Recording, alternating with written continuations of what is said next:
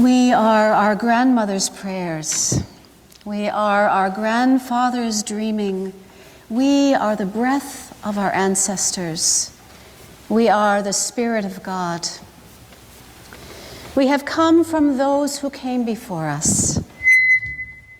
We did not create ourselves. We were created by those who loved us into being. And deep within us, whether we want this or not, we carry the lives of those whose lives created us. And at the same time, we have within us the seeds of the future. We plant these seeds in our children. We are the link from our parents' past to our children's futures.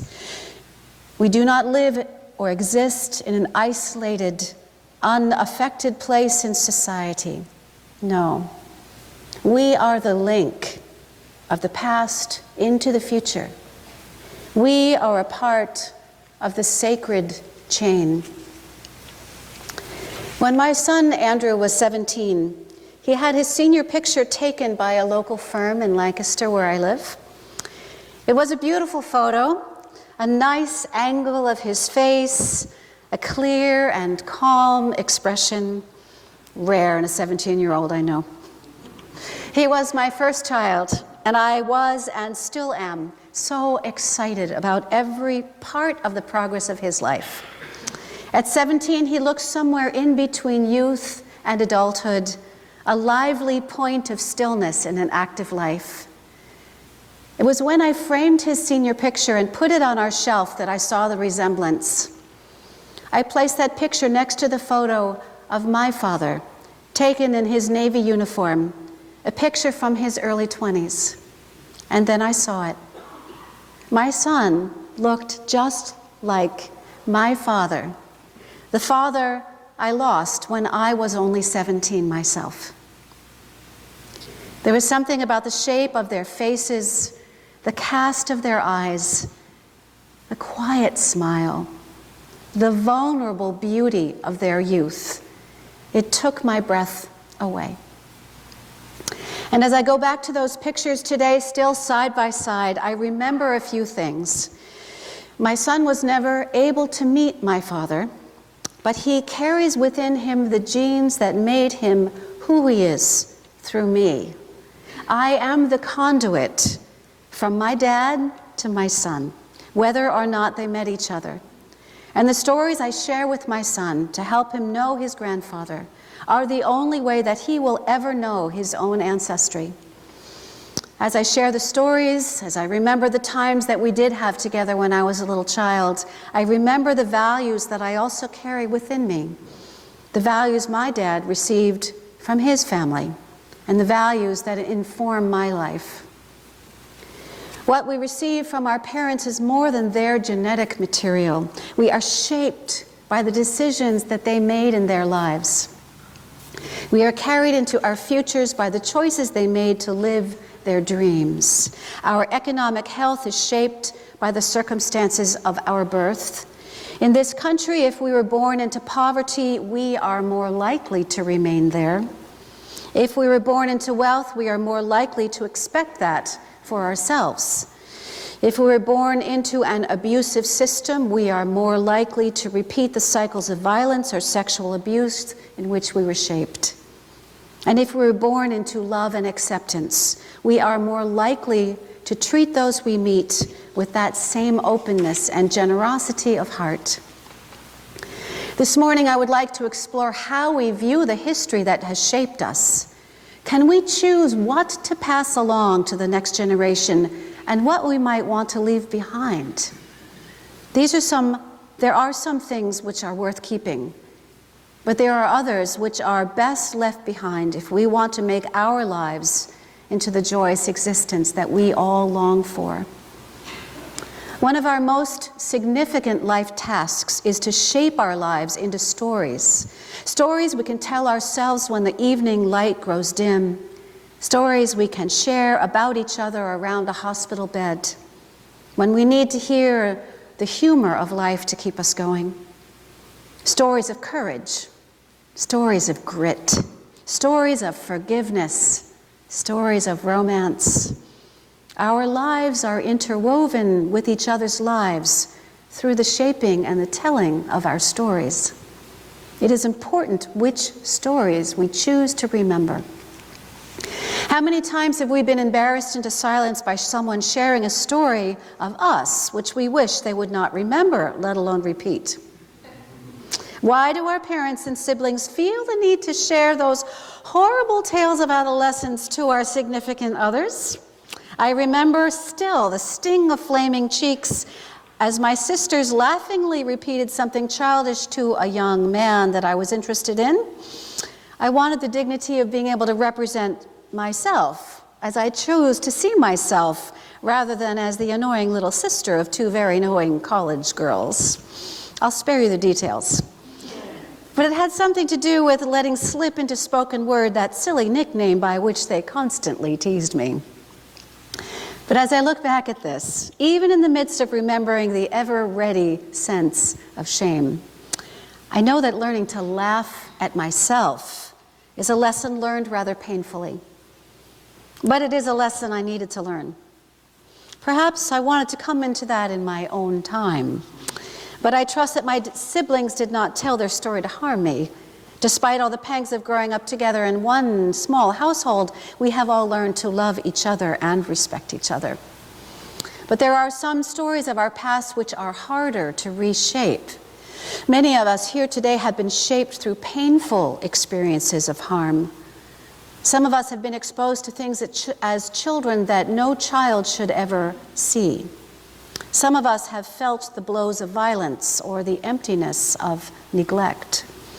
And to honor our ancestry does not mean that we need to dwell on those painful parts of our past, nor does it mean that we need to pretend that they did not happen. What I hope for us as we explore throughout our lives is that we will choose to celebrate that which we want to keep from our pasts and let the other pieces fly off like chaff in the winnowing basket of time. We live within the mythology of our lives. By mythology, I mean the beliefs and convictions that people have about themselves, about their relationships with others. It is the way that we interpret what we've been told. We each find in ourselves a dominant myth out of which we come. And what we've been told about the circumstances of our births, whether we were loved and expected or not, where we came in our birth order, what our parents expected of us, how we came to be, all of these things shape the myth of our birth. Now, there are some myths which are positive influences on our development, but there are many which we have formed about ourselves and our circumstances which are not positive, and which actively work against our ability to live a life of fulfillment and joy. Now, one common myth that many of us struggle with is the myth of rejection. This is the belief that you are unwanted, even unwelcome in life. This might have come out of a birth narrative. Perhaps you were an unexpected child. Perhaps you are still struggling with the knowledge that you were adopted and don't understand the circumstances around that. Perhaps you were one of a large family and just felt that there was too much going on for you to be truly noticed. There are many sources of this sense of feeling rejected as a child, especially for those of us drawn to this Unitarian Universalist faith tradition of questioning and exploring our doubts. Because if we didn't fit into the religious expectation of our parents, we feel left out, and we question our suitability within that large family system. Let me tell you this morning that if you feel that way, you are not alone. Just look around you, and I suspect that you will see many in these pews who grew up with that same sense of not fitting in theologically. Another myth we carry may be the myth of being powerless. The sense that other people have more control over their lives than we do, that things happen to us, that we have no real choice or decision-making ability. If this is our abiding myth, we have a deep sense that it makes no difference what we do because we will have no effect on our own lives, let alone have the power to positively affect our environment and our world. if this myth is one you connect with, and perhaps you can find a way to shift this view because you want to understand how it's impacting you. We all have some choices to make in this world, and we all can work to make positive change, no matter how small. Another myth, one carried by many women, is that of the good girl. Now this one is tough, as women are often raised to respect authority, to listen to others, to do what we're told. Good girls are rewarded, we're admonished. The myth of the good girl is the conviction that you must be good and gracious at all costs. It is rooted in feelings that you cannot be angry or upset because this will make others uncomfortable. The goal is perfect goodness, which of course is not a possible goal. We are human. We make mistakes. We have a right to be angry or upset, but this myth causes us to squelch those very human reactions. So if you take time to explore what your own story is, when you pause from your busy week, perhaps even this morning, here in this sacred space, what do you find? I encourage you to identify what the founding story of your life might be. Is it a story that fills you with purpose and hope? Or is it a story that weighs you down with rejection, powerlessness, or the sense that you must be good at all times and ignore your humanity? My friends, you have within you the ability to shift that story if you want to. You have within you the ability to re-author your own story, because we shape the story we tell about ourselves by ascribing meaning and memory where we choose to place it. We select out of our history the events and conversations that we choose to give weight to, and we can choose how to respond to the circumstances of our upbringing as we move through our lives. This is deep work, perhaps best accomplished with the help of a trusted friend.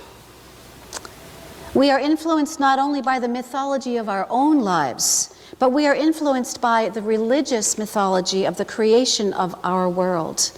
What do you believe about how this world came into being?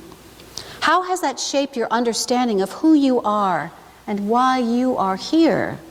And are any of you as excited as I am about the discovery of gravity waves and how that might shape the story of the origins of this universe?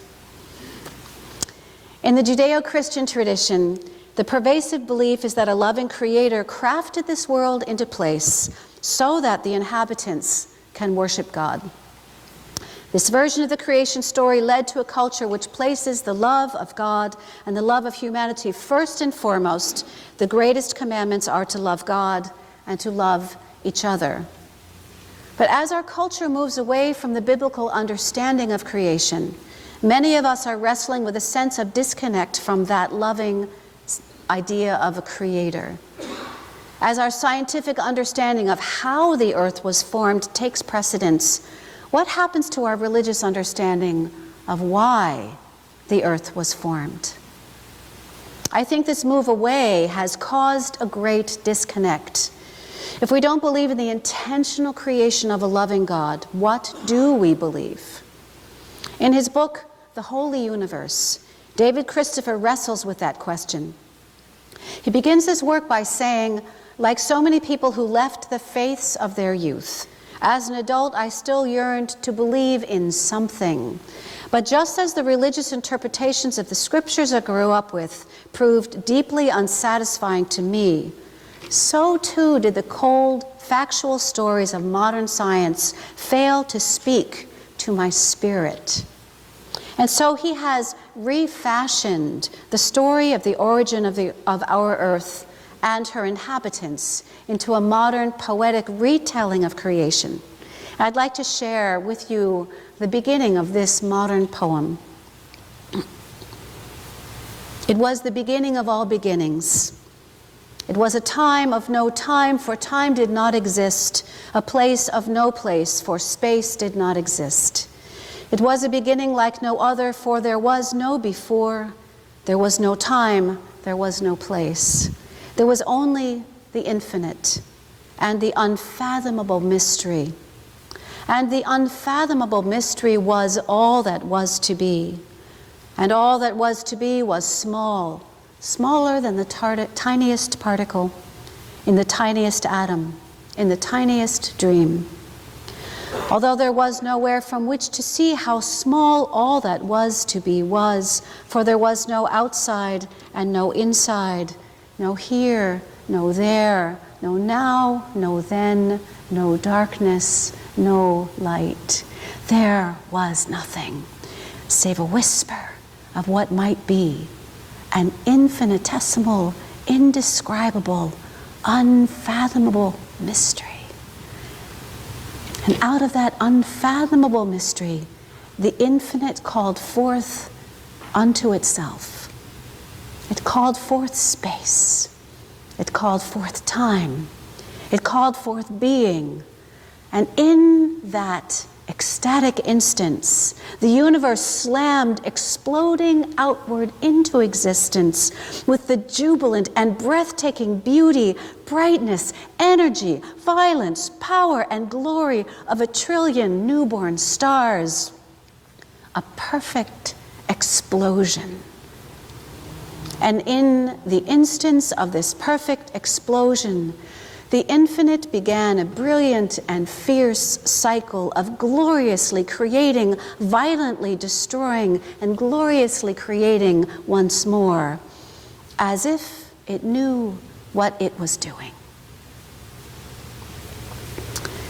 Christopher joins with Brian Swim and Thomas Berry and the other new eco-theologians in looking for new meaning in the old stories of creation, applying scientific understanding to the quest for meaning, and positioning humanity in the midst of creation rather than over and above creation as we move forward. We need to remain in relationship with all of creation, not just with humanity. We need to find meaning in the entire world around us, not just the human constraints of society and culture. We are a part of the culture of the whole earth, and as such are an integral part of all creation. If we do not see ourselves as a part of the whole web of life, we lose our sense of meaning. We become lost in the sense of irrelevance and powerlessness that prevents us from doing the good work that we need to do to protect this fragile planet and this even more fragile mass of humanity. For if in the isolation we impose upon ourselves, we see ourselves as disconnected from each other and from this world, we become lost. And without a religious identity which helps us to understand how we are connected, we lose our ability to work for the good. So I'd like to close with David Christopher's poetry as he finds meaning within the infinite mystery of existence. He says, "Humanity is neither insignificant nor meaningless. For this creative force of the infinite, this drive to greater complexity and greater order, has taken billions and billions of years to create the universe and its galaxies, and billions more to create Earth, the web of life, humanity, and to create you. In a mysterious and profound way, the infinite wants Earth. The infinite wants life. The infinite wants humanity. The infinite wants you. While you are no more precious than any other being in the web of life, you are certainly no less precious either. You, along with all of the beings of the web of life, you too are a child of the universe, created out of sacred stardust, a child of the infinite, which is a great mysterious process that somehow wants you. Yet the fledgling sciences of modern mind denied this, and we still suffer from this denial. and the resulting alienation from the universe, the isolation from the web of life, the estrangement from earth and the rest of humanity, is the greatest of tragedies. For how in the world, how in the universe, could you be anything other than yet another delightful creation in the infinite's primordial dreams? Earth, life, and you are all precious beyond comprehension, called forth by the mysterious creativity of the infinite. My friends, you, all of you, all of us, we are precious beyond comprehension. This is the sacred chain that is worth claiming for ourselves and worth passing on to our children and our children's children. We are each precious beyond measure. May you rest in that sure knowledge today and in the days to come. Amen, and blessed be.